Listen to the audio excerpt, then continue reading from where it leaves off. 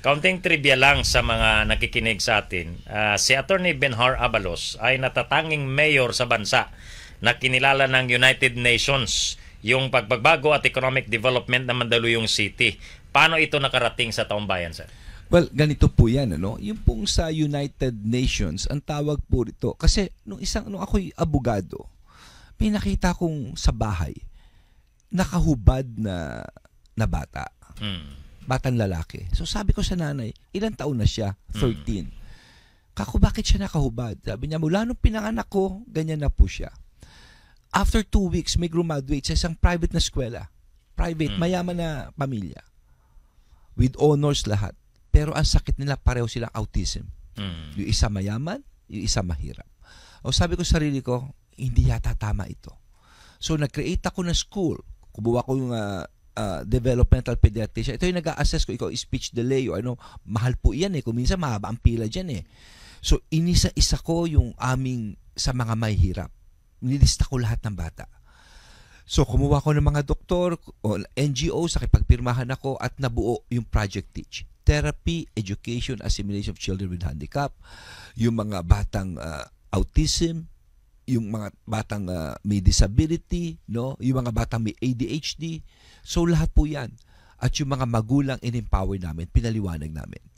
At alam nyo ba, ito yung naging Galing Pook Award at kinilala ng United Nations. Yes, no? yes. I think it's the only awardee up to now ng United Nations Public Service Award. It's a now template for third world countries. No?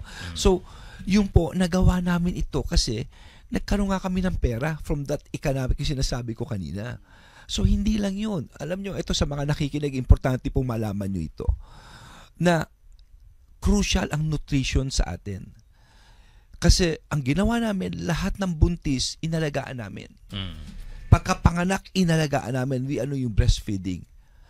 Dahil crucial, after breastfeeding, kung hindi mo masusustain niya, kainin mo ng yung tubig na may magkakaroon siya ng brain damage. Tama. Ang tawag po is stunting. Ilan ang may brain damage na Filipino children?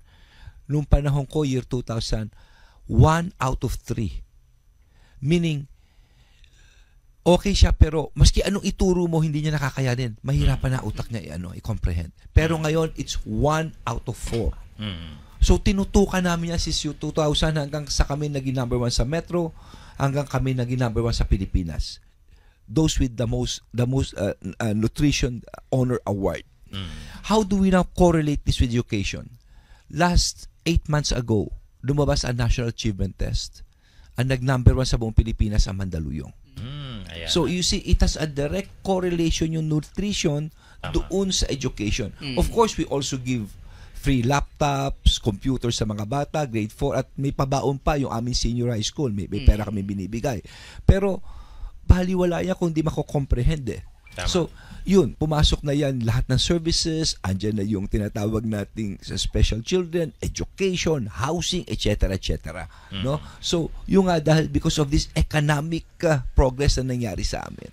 Ganun po ang story ng Mandaluyong. So iba talagang grasp pag naging local official muna bago nakakyat sa mga matataas na posisyon, and hopefully mabigyan ng pagkakataon sa Senado yung ganitong mga leader na may grasp talaga sa grassroots, no?